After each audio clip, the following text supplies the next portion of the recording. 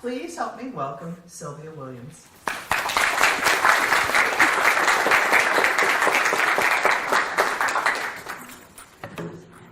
Well, good morning, everybody, and thank you for having me.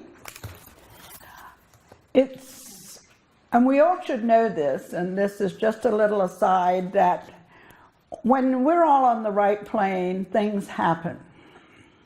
We're all on the same plane, things happen. And Reverend Lorena and I have not talked about what I was going to speak about today, but she spoke about what I'm going to speak about today. Spirit spoke about, because I channeled most of that. And that word is love, okay? And what I want to talk about, I think, has been said and published with Khalil Gibran, and I'd like to quote what he says.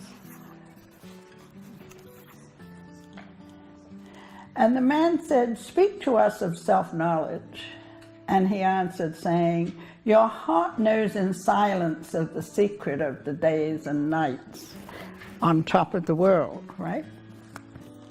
"But your ears thirst for the sound of your heart's knowledge. You would know in words that which you have always known in thought. You would touch with your fingers the naked body of your dreams, and it is well you should. The hidden wellspring of your soul must needs rise and run murmuring to the sea, and the treasures of your infinite depths will be revealed before your eyes. But let there be no scales to weigh your knowledge treasure. And seek not the depths of your knowledge with staff of sound or sounding line, for self is a sea boundless and measureless. Say not, I have found the truth, but rather, I have found a truth. Say not, I have found the path of the soul. Say rather, I have met the soul walking upon my path. For the souls walk upon all paths. The soul walks not upon a line, neither does it grow like a reed. The soul unfolds itself like the lotus' countless petals." And when you listen to that, the one thing it talks about is self-knowledge. And self-knowledge is important to every one of us. And the biggest part of that self-knowledge is love of ourselves. And we all know that we're on this earth plane to learn lessons. And we all know that if we were perfect, as Alice Bailey says, we would be in spirit. So we have to look at ourselves, and we have to love what we are. We are what we are, as people say, warts and all. Okay? We all have our failings. We're working on them if we're in the right place. We all have our successes, and we can give ourselves attaboy. But sometimes we're not really honest with ourselves. And that's what spiritual growth is being honest with yourself and looking at yourself and not screaming in pain when you see yourself, but being honest and say, this is who I am, warts and all, and how can I better myself today? And I think that's the most important part of your self-love, is saying, how can I better myself today? We live on an earth that is really not spiritual except in small pockets. It's part of a spiritual universe that we should be very happy to be part of. But we as individuals, as Lorena said this morning, every one of us is different. We all look different. We speak differently. We certainly dress differently.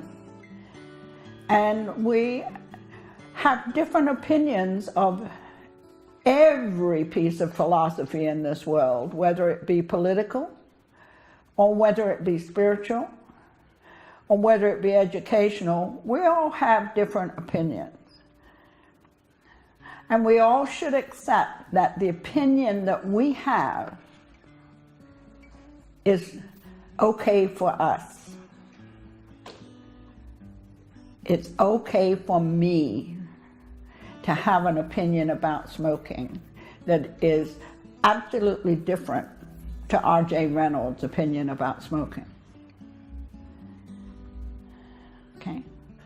And as long as I respect that R.J. Reynolds has a right to have that opinion on smoking, and as long as R.J. Reynolds tells me I have the right to have my opinion on smoking, all's right with the world in that instant.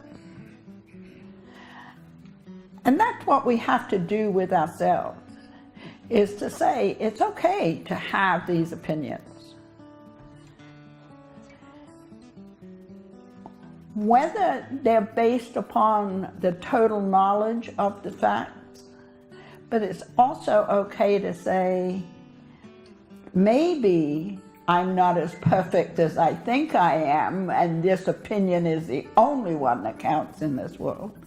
Maybe I need to look at what somebody else has to say, what somebody else thinks, and hear them. And it's okay to say, have the same opinion after I've heard them, but we give ourselves the courtesy of being courteous to others in those opinions. But we can't do that unless we love ourselves. We stand there so sure that this is who we are, and it's okay to be who we are. We're not perfect. I'm going to repeat the mantra. If we were perfect, we would be in spirit. And I'm not ready to be in spirit. Not quite yet. Got a few more years to go. So that we have to give ourselves the opportunity to learn and grow. And the best way we can learn and grow is with our spiritual selves. Because when we learn to love ourselves spiritually, we can look out and see love everywhere. And we can accept that it's okay for you to wear glasses because I wear glasses. You don't have to wear my style. That's okay. Mine look better on me and yours look better on you. And we need to take that with us in every minute of every day. We need to be able to look at the man across the street who is pushing a cart because he's homeless with his worldly possessions in it. And we don't have to say, get out of the way, I don't like looking at you, it upsets me. You don't have to say anything. But you do have to accept that he has a right to be where he is on the day that he's there.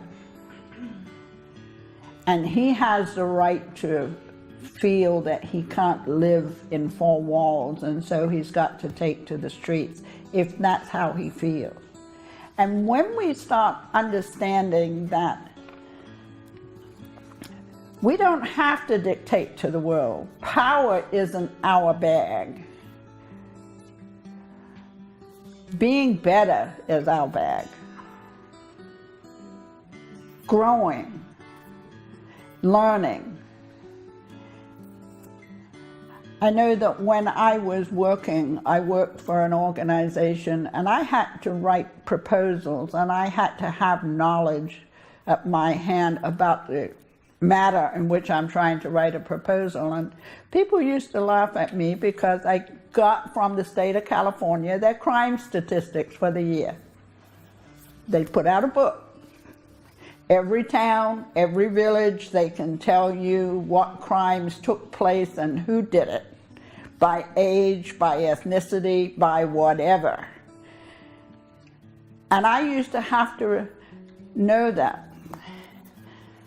So my moniker was, well, she eats statistics for breakfast. Good for me. It brought those people $6 million in monies from the government. But those people didn't love me for eating statistics for breakfast. They loved me because when I went out and I worked in South Central Los Angeles, I didn't see the color of people's skin, their ethnicity, their last name. I saw somebody that needed help. And as long as they respected me, I could respect them. So that we have to love ourselves. We have to love what we're doing. We have to know that we have a journey that we're on.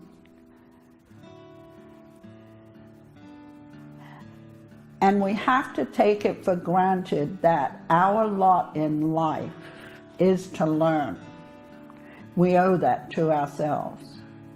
That's the only way we can show love to ourselves, is to learn and be a better person. We all have failings. We all have failings. I'm a loudmouth. I express my opinion, and some people don't like it.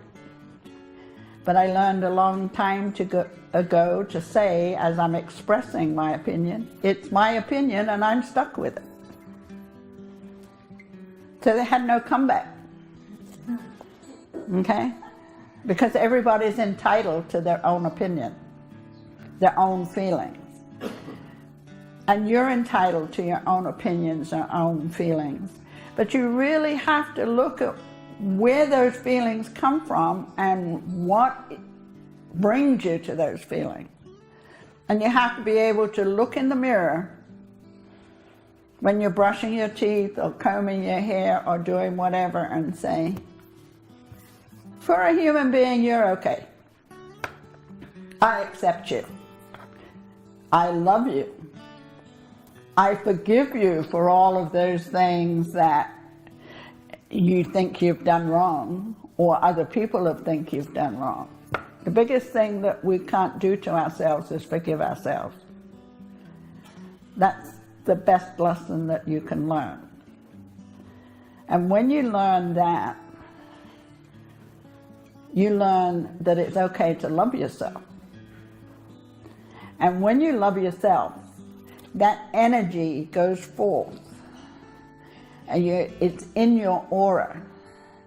And if you meditate well and know how to meditate, you can expand your aura and expand your aura and expand your aura, and it can encompass other people so that they feel good about themselves. And maybe you can put somebody else on the path to feeling good about themselves just by being who you are, and be confident in yourself and in the love that you have for yourself. So that I hope this lesson today doesn't sound too far out there. I hope that you can absorb some of what I've said, or will absorb some of what I've said, and whether you agree with it or not, think about it and say, at least you can say that somebody else has another opinion, and I respect that opinion. I don't have to agree with it, but I respect that opinion. So that eventually, if we all do this, We all have a great day doing it. The aura of what 42nd Street has goes out there and spreads all the way across San Diego. And you'll have friends everywhere. And you'll be in love with friends everywhere, but most of all, you'll be in love with yourself, for which I will give thanks and say, God bless.